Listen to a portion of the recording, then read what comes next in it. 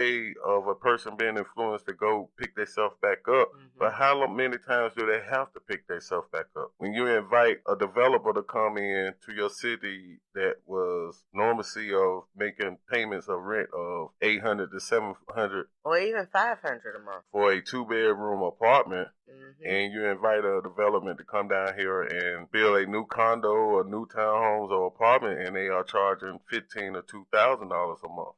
Right. It's not the developer problem with that. That's an entrepreneur. The money. It's all about the... Yes, Queen. So you can't knock the entrepreneur about it. So you have to have the stability of inviting corporations and companies to come to your city to pay more for the cost of living. Right. And there goes your debate. And that's all I was just stating to explain about how I see a difference of the pros and cons of being an entrepreneur. And also, you can chime in with your opinion. And write to us at tcmissionspeaks@gmail.com, because this is a great topic to talk about. And I really feel like now it looks like every major city in the United States is in some type of rebuilding of growth and expansion.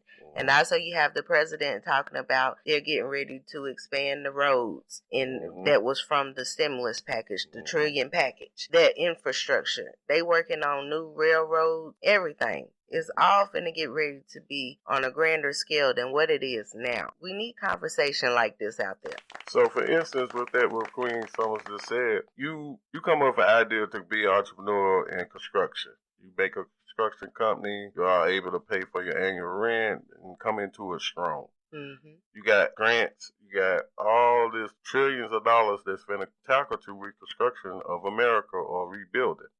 To the construction era. Right. Would you say that it would be wrong for that company to come up and pay people $725 and they stay in the city that I was just stating that is paying an average monthly rent of $1,500 to $2,000?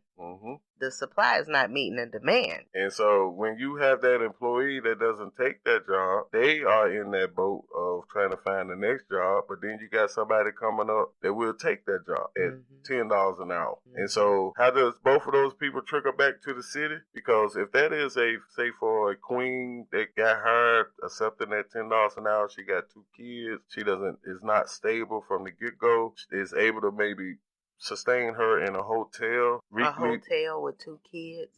Yes, and making payments, weekly payments on being able to have shelter. They get the job and they struggle with transportation, food on the table, all kind of accessories that are needed for the cost of living. So they would have to go back to the city to either apply for food stamps, maybe some type of help on paying that weekly payment every week to a hotel, and then you still got the other person that ain't got no job that still needs the same service as the other person that is employed. Right. And I feel that person that didn't get the job is going to find another job, but where's the encouragement for them to find one if they knew that this job that they probably wasn't even happy to try to get as strongly for $10 an hour, and hopefully to run up on a job that can suit for them to be able to pay for cost of living in their city to where it can be $15 to $7 an hour, and they got the experience and had the reference to be able to attain that, but you have the company that will not be willing to pay that. And some companies is truly legit that do not have that background to pay $15 to $17 an hour because they just started and they are in this motive of expansion. Right. So then we end up with a lack in communication. Yep. We have a lack in communication with the employee to the employer. We have a lack of communication from the employee to the community in which is supposed to serve them, but it's not.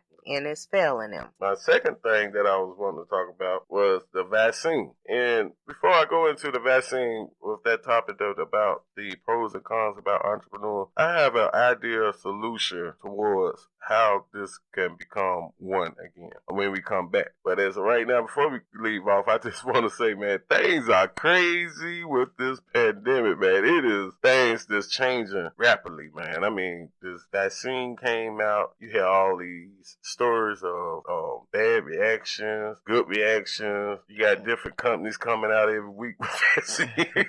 You got people talking about conspiracies. And check out that conspiracy show that I got out on our archive, which is in Spreaker or any type of podcast players that you would like to hear from, and on our website at transitionalchangesmission.wordpress.com. There you can find all the links to where you can hear all our shows. Check some of them shows out that you can hear and add up to what I'm leading to about. It's so many conspiracies about this vaccine and everything else, man. I just wanted to let that out. But I also wanted to say, as far as the vaccines is concerned, I've been getting a lot of correspondences on this Johnson & Johnson. I did research about all of the vaccines. And the Johnson & Johnson, if we all know, they did have the talcum powder lawsuit in the commercials for a very long time. So coming out with that vaccine, I can understand a lot of people's hesitation on not wanting to get it. Like I said, when we first started talking about the vaccines, I am not for it or against it. I'm neutral with it because your personal decision is your personal decision. And our main reason for that is that we are a positive show.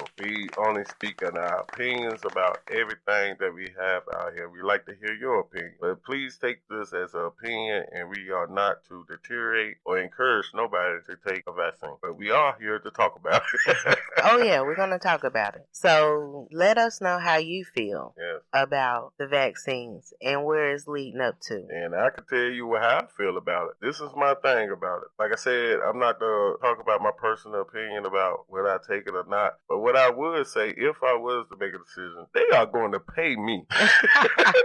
All I'm saying about it is that these companies are billions, no, maybe trillion companies with the government's paying them no telling how much for billions of vaccines. Mm-hmm. And what I remember, if anybody out here can correct me, please call in at 910-985-9090 or write to us at tcmissionspeak@gmail.com and correct me if I'm wrong. I remember that it was 40,000 people that volunteered to take the vaccine. They ended up getting paid for it. Just like as I was driving, I used to hear commercials about colleges or experiment labs for people that maybe this can help people that does not have an income or whatever. They can be an experiment to other companies on all type of varieties of experiments, and they will pay you. I don't hear commercials saying they pay for your cost of living, give you $10,000 to take a pill or whatever it is, but companies pay you to be experimented on. Yeah, they really have it out here for you if you want to get it. So these people must have heard that Pfizer and Maduro was coming up with a vaccine for this pandemic, which could be a hero status for those 40,000 people. But one thing I can say is that they got paid for it. I might be wrong. I think it was $20,000 per person. But one thing I can say is that they got paid to take the experiment of this vaccine. I consider, in which the CDC considered, is still being experiment. The people that have took the vaccine or the people that haven't took the vaccine.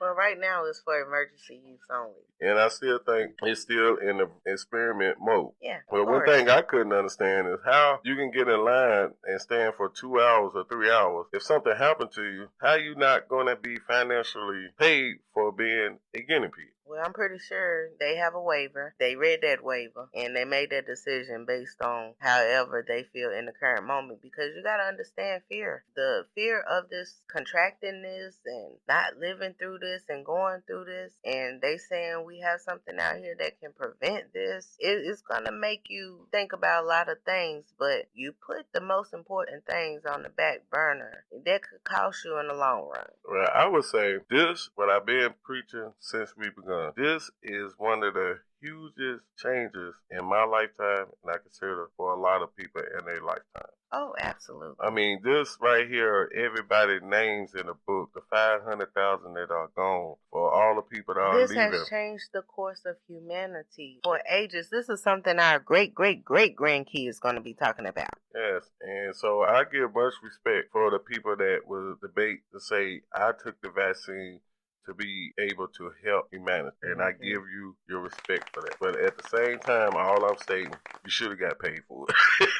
I mean, I feel like, in my opinion, in the future, I was having this discussion with somebody, and they were saying, well, maybe they would go back and pay all the people that have took the vaccine when they maybe come up to get that herd immunity. If they are short 2 million people, they might come up with an incentive to be able to encourage people to take the vaccine. I say, what if they do? I guess the people that took it, ran and got them first, they ain't going to get paid. And this person opened my mind up and said, well, maybe they might go back and pay everybody. Well, as I hope that they will.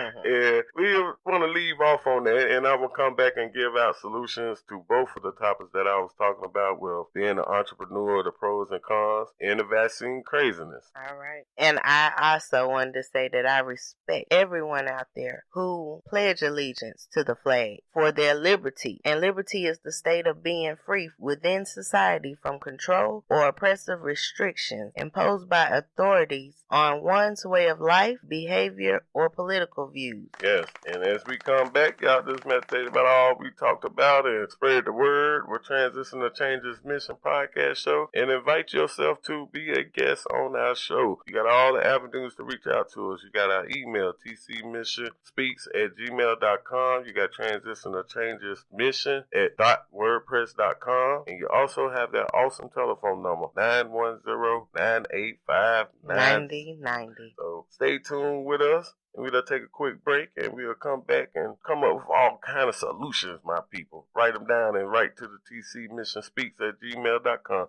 Just stay tuned, share us, love us, and like us, and we'll do the same. Thank you.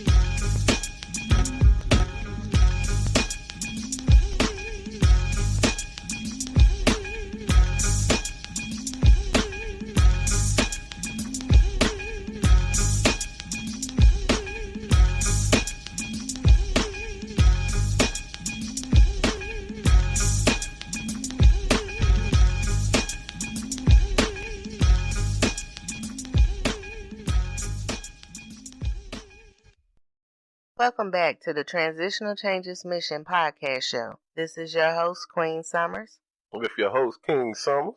Now ask yourself, what thoughts and behaviors will attract the kind of relationships that you desire? What is one action you could take today that would empower your current relationship? Write down all the qualities or behaviors that you desire for your relationship. Select the power skills that will attract those qualities. Look for and insinuate the positive qualities in others. Humbly acknowledge the difference that people make to your life. Validate them by expressing your appreciation for their life and their contributions. If you let someone know that they are valuable and special, they will never forget you. Showing gratitude and encouragement by words and actions will strengthen the bonds of any relationships. Don't forget to acknowledge your most important relationship, the relationship with yourself. Acknowledge your own qualities and put those qualities into action. You cannot form a stronger relationship with others than you have with yourself. You will attract the qualities in others that are already within you. So I come back as talking about the pros and cons of being an entrepreneur. Entrepreneurship is beautiful. As far as I know, we all are entrepreneurs in some type of way. But with being an entrepreneur, it takes a skill set of knowledge of mathematically